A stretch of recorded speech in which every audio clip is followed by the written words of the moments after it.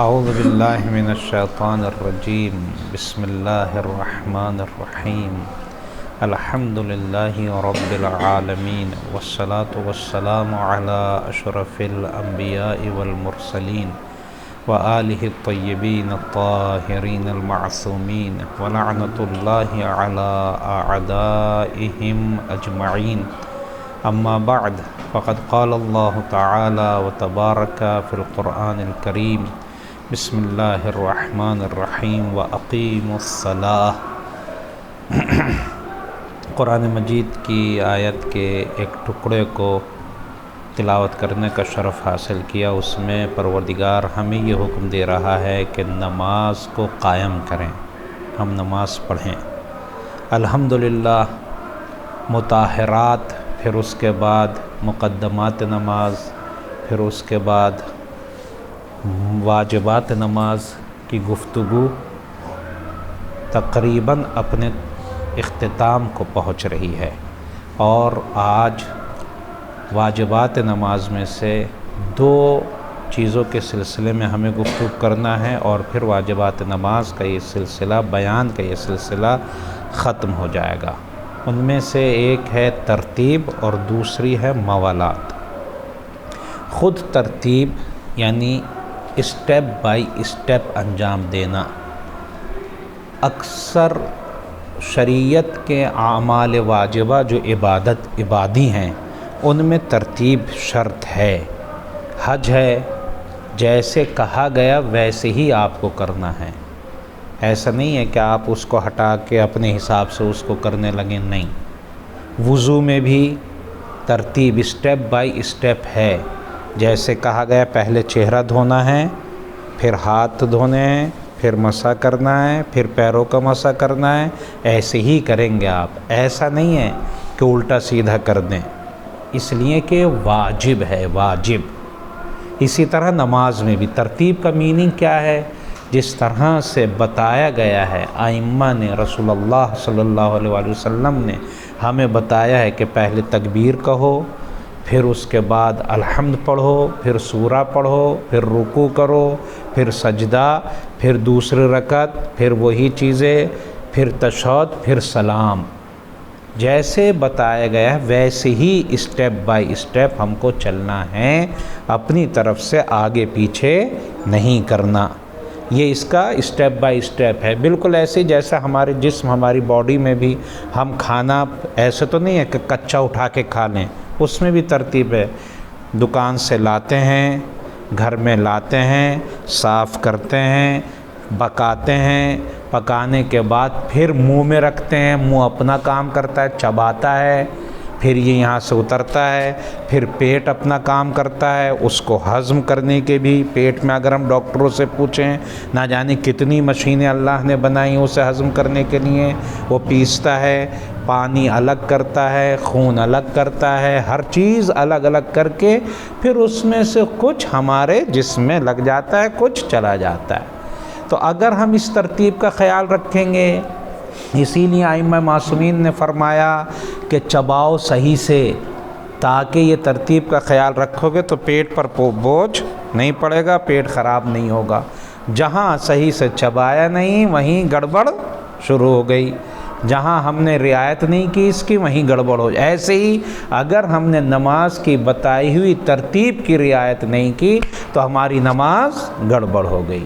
اب یہ دو صورتیں ہیں، یا تو ہم جان بوجھ کر اگر اس ترتیب کو چینج کرتے ہیں، ترتیب کو چینج کر دی جان بوجھ کر، تو ہماری نماز باطل، ختم، خراب ہو گئی، دوبارہ پڑھو، اس کا کوئی فائدہ نہیں ہے نماز کا۔ لیکن اگر بھولے سے ہو گئی، جیسے کل میں نے مثال دی تھی، بھولے سے ہم تشہد بھول گئے، کھڑے ہو گئے، تو کچھ جگہ ایسی ہیں جہاں علاج کیا جا سکتا ہے، بیک آ سکتے ہیں آپ اور وہیں سے صحیح کر کے چل دیں گے۔ کچھ جگہ ایسی ہیں کہ اللہ کہتا ہے نہیں، کنٹینیو کرو، لاسٹ میں اس کو صحیح کر لینا۔ کچھ جگہ ایسی ہیں بھول کر بھی کہ اس کا کوئی علاج ہی نہیں ہے، جیسے رکوع ہم بھول گئے، رکوع ہم نے چھوڑ دیا تو کوئی علاج نہیں ہے، جیسے سجدہ اگر چھوڑ دیا ہو، دونوں سجدے اگر چھوڑ دیے تو کوئی علاج نہیں ہے۔ اگر ہم نے تکبیرۃ الاحرام چھوڑ دی تو کوئی علاج نہیں ہے، پوری نماز بھی پڑھ چکے تب بھی ہمیں شروع سے ہی کرنا ہوگا۔ تو 3 صورتیں، ترتیب کا لحاظ نہ کرنے کی صورت میں 3 چیزوں کا خیال کرنا ہوگا۔ اگر رکن چھوٹا، رکن ادھر ادھر ہو گیا، ترتیب اس کی چینج ہو گئی تو کوئی علاج نہیں ہے۔ اگر رکن کے علاوہ دوسرے واجبات کی ترتیب بھولے سے چینج ہو گئی، بھولے سے، جان بوجھ کر اس میں بھی کریں گے تو پھر گیا، لیکن بھولے سے چینج ہو گئی تو کچھ جگہ ایسی ہیں کہ اللہ کہتا ہے بیک آ جاؤ۔ کب؟ کیا قانون بتایا تھا؟ رکن، اگلے رکن میں جانے سے پہلے پہلے اگر ہیں تو بیک آ جائیں اور صحیح کر لیں، لیکن اگر رکن میں چلے گئے، ان 5 میں سے کوئی جو اوپر لکھا ہوا ہے چلے گئے تو اب لاسٹ تک چلے جاؤ، پھر اس کے بعد یا سجدہ سہو یا خود اس کو ادا کر لو تو یہ ترتیب صحیح ہو جائے گی۔ خلاصہ کریں اس بات کا ہم کہ ہمیں جیسے بتایا گیا ویسے ہی ہم کو نماز پڑھنا ہے، یہ ہے ترتیب۔ اب 1-2 ہی جملوں میں موالات آپ کو سمجھاتا ہوں۔ موالات کیا چیز ہے؟ موالات ایک چیز کے بعد دوسری فوراً انجام دینا۔ فرق کیا ہے ترتیب میں؟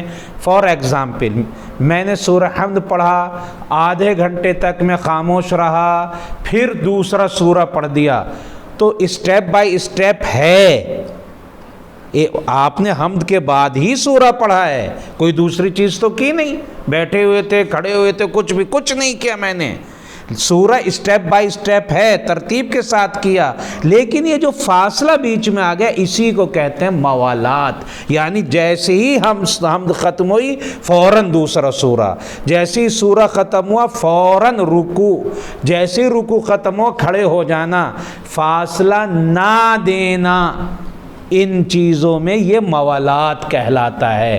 اگر میں نے ان اسٹیپس میں فاصلہ دے دیا بہت زیادہ تو پھر موالات نہیں رہ گیا، اور موالات اگر نہیں رہے گا تو میری نماز باطل ہو جائے گی۔ 2 جملوں میں کہوں، ترتیب یعنی اسٹیپ بائی اسٹیپ انجام دینا، موالات ایک کے بعد دوسرے کو فوراً انجام دے دینا، یہ موالات کہلاتا ہے۔